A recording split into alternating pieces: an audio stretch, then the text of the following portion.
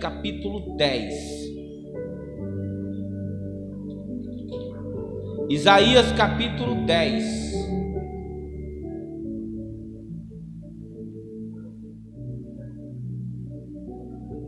Versículo de número 27. Glória a Deus. Acontecerá naquele dia que o peso será sentido no teu ombro e o seu jugo do teu pescoço. Vou ler novamente. Acontecerá naquele dia que o peso será tirado do teu ombro e o seu jugo do teu pescoço. Jugo que será despedaçado por causa da unção. Amém? Dê um glória a Deus, pode se assentar.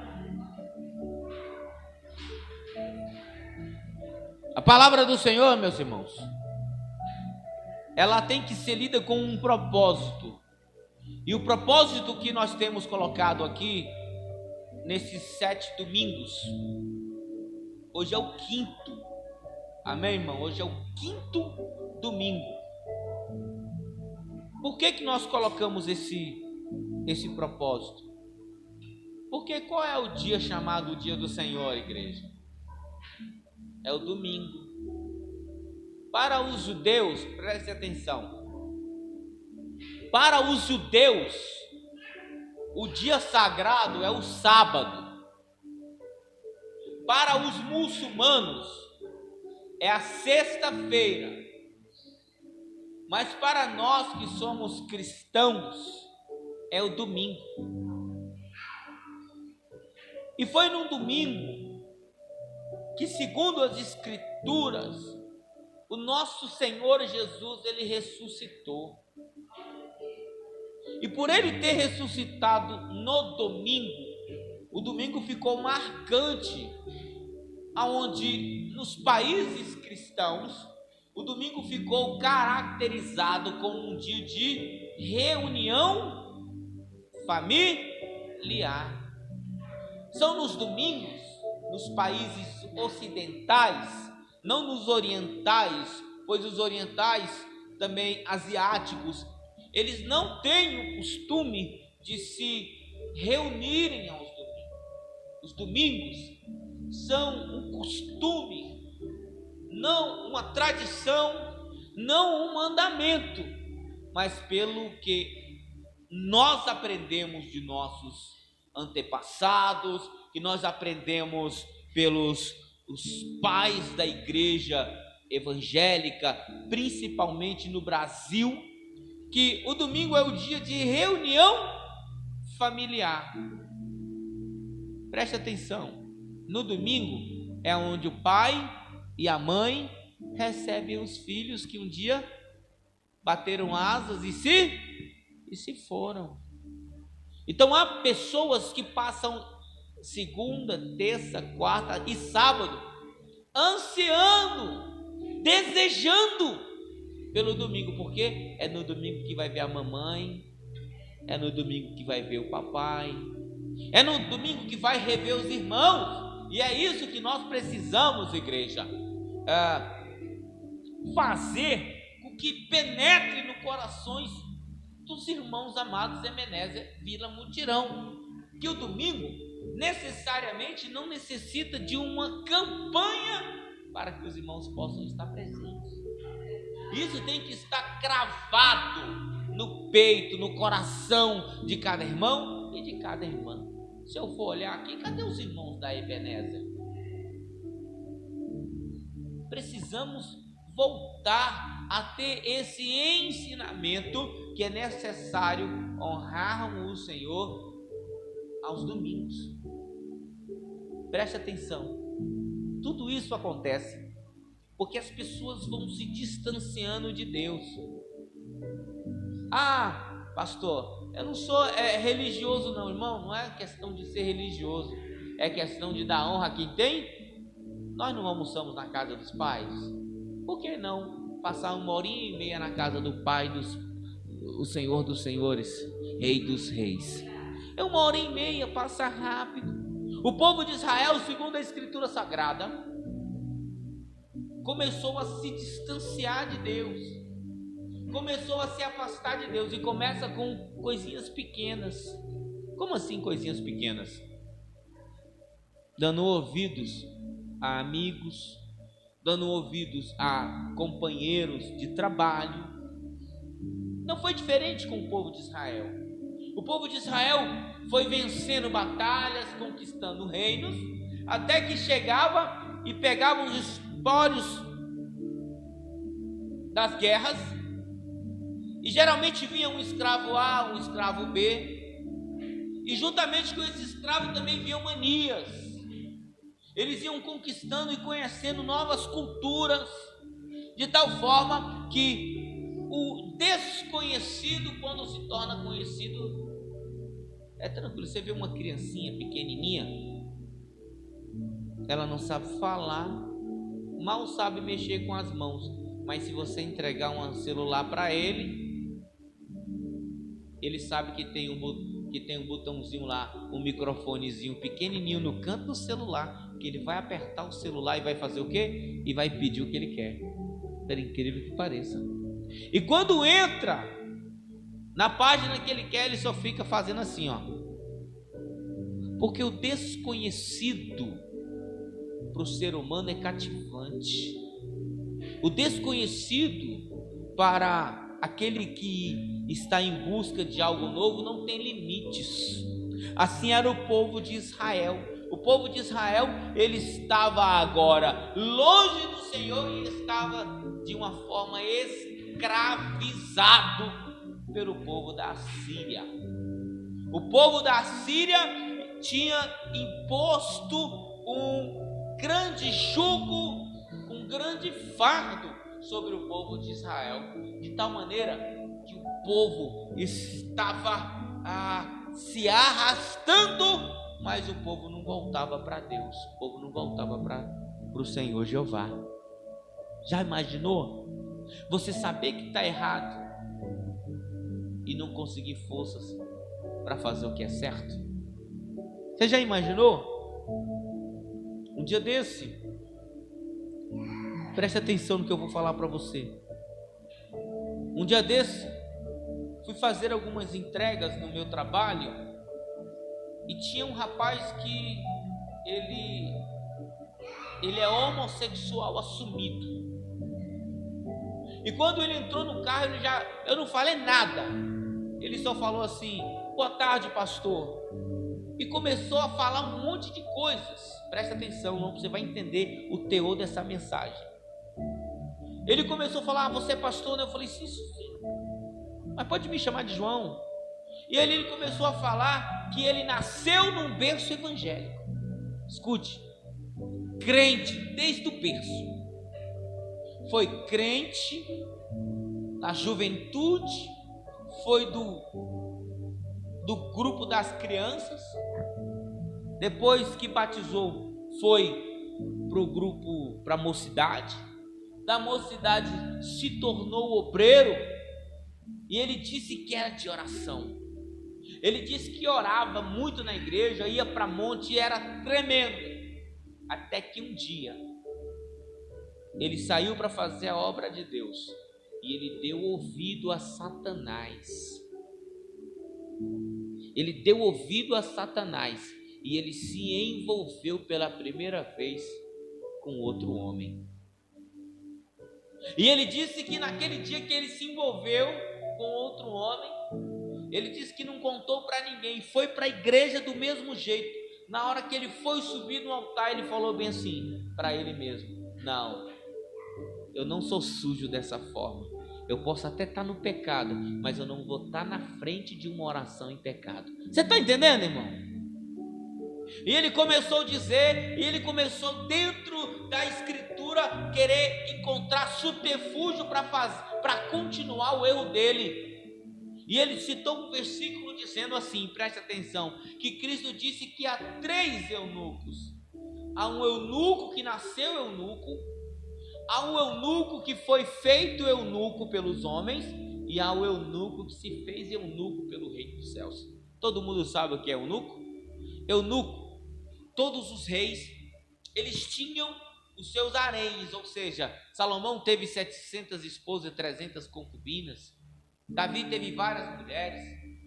Então, para que os homens cuidassem das mulheres, esses homens eram castrados. Sim, esses homens eram castrados fisicamente. Trazendo isso para os dias atuais, em que Cristo estava na terra explicando. Ele disse que haviam 3 eunucos. O eunuco, preste atenção, irmão, isso é até didático para você aprender. Há um eunuco que ele nasceu eunuco. Como assim, pastor? Ele não sente atração por mulher. Isso quer dizer que ele é homossexual? Não. Isso é uma disfunção hormonal. Quem está entendendo? Não, glória a Deus. Uma disfunção hormonal.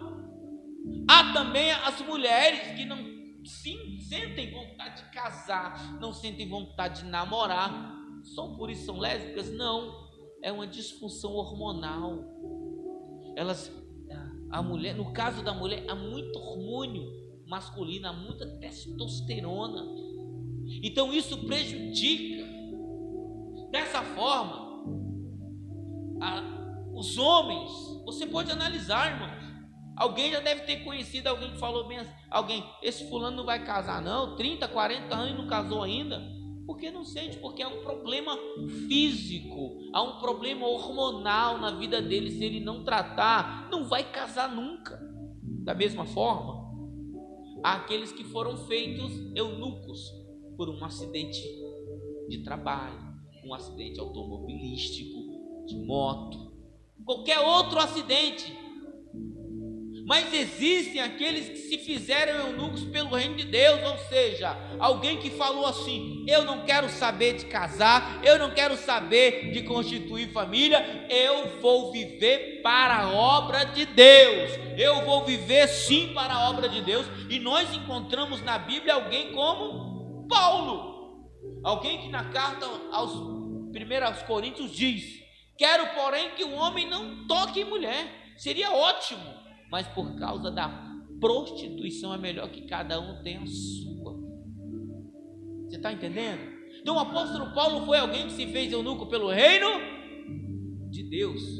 Há eunucos que foram feitos eunucos por acidentes, ou castrados, como no mundo antigo. E há eunucos que nasceram eunucos. Ele então falou esse argumento para mim. Eu falei assim: deixa eu te falar, filhão. Aí ele falou: vamos conversar sobre esse versículo. Ele falou: não aceito que você pregue para mim sobre esse versículo. Não aceito que você comente esse versículo comigo, porque você vai me convencer que eu estou errado. Eu sei, irmão, você já está falando que você está errado.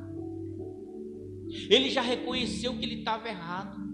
O que ele não tem é forças para sair do lamaçal do engano. Ele não tem a força para sair do lamaçal do erro, da sujeira em que ele se meteu em muitos e muitos anos atrás. Assim, dessa forma, era o povo de Israel. Sabia qual era o Deus verdadeiro, mas não tinha força para servir.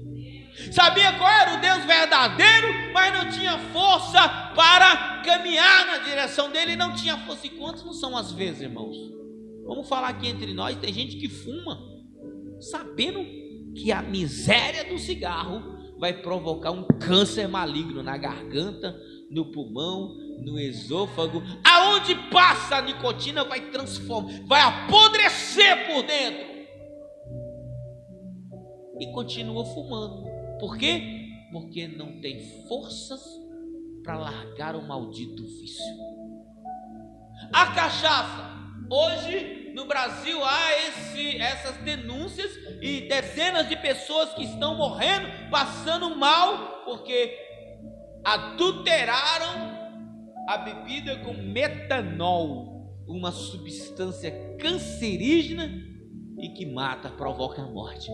Mas mesmo assim, as pessoas continuam bebendo. Por quê? Porque não tem força para se libertar, não tem força para sair da posição, muitas das vezes até humilhante em que as pessoas vivem.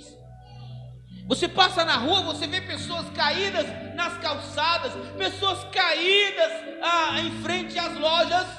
Você pergunta para ele, quer mudar de vida? Ele fala, eu conheço Jesus, eu conheço a Bíblia, eu já fui isso, eu já fui aquilo, porque conhecem a palavra, conhecem até mesmo o Deus verdadeiro, mas não tem força para se libertar. Quem está entendendo, dá uma glória a Deus. Assim foi o povo de Israel. A Síria estava dominando de tal forma que o próprio Deus falou, olha, esse jugo lhe será tirado. No versículo 27, e acontecerá naquele dia que o peso será tirado do teu ombro. Irmão, cá entre nós, olha para mim. Tem dia que parece que você não vai conseguir nem levantar da cama, sim ou não? Tem dia que você está ruim, está complicado. Tem dia que eu recebo de manhã, a pessoa já falando, pastor, acho que não vai dar para ir para o culto hoje. Falei, de manhã, a pessoa já está achando que não vai para o culto à noite. Sabe o que é isso? É o fardo que está nas costas, é o jugo que está nas costas. Reconhece o lugar da bênção, reconhece o lugar da vitória, reconhece o lugar onde Deus opera, reconhece o lugar onde o Espírito Santo faz a obra acontecer e te dá vitória. Mas de manhã já manda mensagem, não sei se eu vou conseguir chegar. Por quê? Porque está com peso sobre as costas. E sobre esse peso, Cristo Jesus, ele diz no livro de Mateus, capítulo 11, versículo 28, dizendo assim, ó, você que está cansado, você que está carregado, vinde a mim, lançai esse fardo que está pesado, lançai esse jugo que está pesado sobre mim, pega o meu, e encontrareis descanso para as vossas almas. Irmãos, há pessoas que acordam, e vamos falar a verdade, irmão, tem irmão que acorda, parece que estava na Disneylândia. Você já viu aquele irmão? Tem irmão que é assim, acontece o que acontece, nada derruba o humor dele, nada destrói o humor dele. O irmão acorda, parece que ele estava na Disney, parece que ele estava com o Pateta e o Mickey, estava super feliz. Mas tem irmão que acorda com o humor da morte e passa o dia inteiro com o humor da morte, e nós sabemos que isso não é de Deus, nós sabemos que isso não é de Deus. E no que nós precisamos fazer, pastor? Nós precisamos lutar contra isso. E como é que nós lutamos contra isso? Buscando a presença de Deus, irmão. Preste atenção. No livro de Isaías, vamos lá para o capítulo 61 para você entender. Vamos lá, irmão, rapidão. Capítulo 61.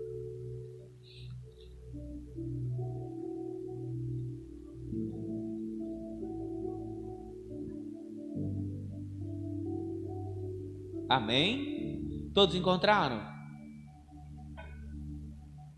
Olha o que está escrito: o Espírito do Senhor Deus está sobre mim, porque o Senhor me ungiu para pregar boas novas aos quebrantados, enviou-me a curar os quebrantados de coração e proclamar o quê? A libertação aos cativos e pôr em liberdade os algemados. Irmão, há uma palavra para você entender que o Espírito Santo está sobre essa igreja. O Espírito Santo está sobre você, se assim você desejar, se assim você almejar. Por quê? Porque está, preste atenção, você precisa prestar atenção nisso, irmão. O Senhor me ungiu para quê? Para pregar as boas novas. As boas novas a quem? Hoje é culto de quê, irmão? Culto da família. Tem alguém na tua casa precisando de ouvir uma palavra de libertação. Mas como que esse alguém vai ouvir uma palavra de libertação se o irmão é crente e está com o humor da morte? Irmão, tem alguém que fala, não quero esse Jesus desse irmão aí não. Vai, a irmã só vive com cara fechada. A irmã só vive com a cara fechada. A irmã só vive triste. A irmã só abre, a mulher só abre a boca nessa casa aqui para dizer tristezas, derrotas. Não! Na tua casa você tem que ser paz. Na tua casa você tem que ser, sabe o que? A pessoa ungida. E é isso que você precisa saber. E por isso que aqui estamos, porque você será ungido. E quando você chegar na tua casa, você vai proferir palavras de libertação. Você vai evangelizar a tua casa. Você vai falar que Jesus é bom e que Jesus tem coisas maravilhosas. É isso, irmão. Pastor, como assim? Sim. Você lembra que o povo estava cativo, o povo estava com um jugo nas costas. E no capítulo 45 de Isaías, volta 15 capítulos rapidinho, irmão. Preste atenção, irmão. Aleluia! Olha que coisa boa, irmão. Escuta aí. Capítulo 45 de Isaías. Assim diz o Senhor ao seu ungido. Diz o Senhor a quem? Ao seu ungido, a quem tomo pela mão direita para abater as nações ante a tua face, e para descingir os lombos dos reis, e para abrir diante dele o quê? As portas que não se fecharão. 2. Eu irei adiante de ti, endireitarei os caminhos tortuosos, quebrarei as portas de bronze e despedaçarei o quê? As trancas de ferro. Essa mesma palavra nós lemos lá em Isaías 10:27, quando ele diz o quê? A unção que despedaça o jugo. Se você entender essa mensagem, é que em ti, em você pode receber esse poderio na data de hoje, nesse momento. Você precisa entender, se você for cheio da unção de Deus, da unção do alto, da unção do reino de Deus, nada vai parar você, nada vai segurar você. Você será a luz dentro da tua casa, irmão. Essa é a verdade. Essa é a verdade. Mas para isso tem que ter uma unção. Tem que ter o que, igreja? Uma unção. Abra no livro de Mateus, capítulo 28. Mateus 28. Mateus, capítulo 28, versículo 18. Escute. Jesus aproximando-se falou-lhes, dizendo: toda autoridade me é dada no céu e na terra. Ide, portanto, fazer discípulos em todas as nações, batizando-as no nome do Pai, do Filho e do Espírito Santo, ensinando-as a guardar tudo o que vos tenho ordenado. E eis que estarei convosco todos os dias, até a consumação do quê? Do século. Eis que estarei convosco, irmão. Quer uma unção maior do que essa? Quer uma unção maior do que essa? O próprio Deus está falando: eu vou estar contigo, eu vou estar do teu lado, aconteça o que acontecer, eu vou estar do teu lado. Irmão, isso é sério, isso é força. Força do alto. Você precisa entender que Cristo, ele vai estar do teu lado, aconteça o que acontecer, mas você precisa receber do alto o que? A unção. E essa unção recebe só aqui? Não, essa unção precisa, sabe do que? Que você entenda que isso aqui é um óleo. Hoje nós vamos estar ungindo você com acácia. Acácia, irmãos, é a quinta unção.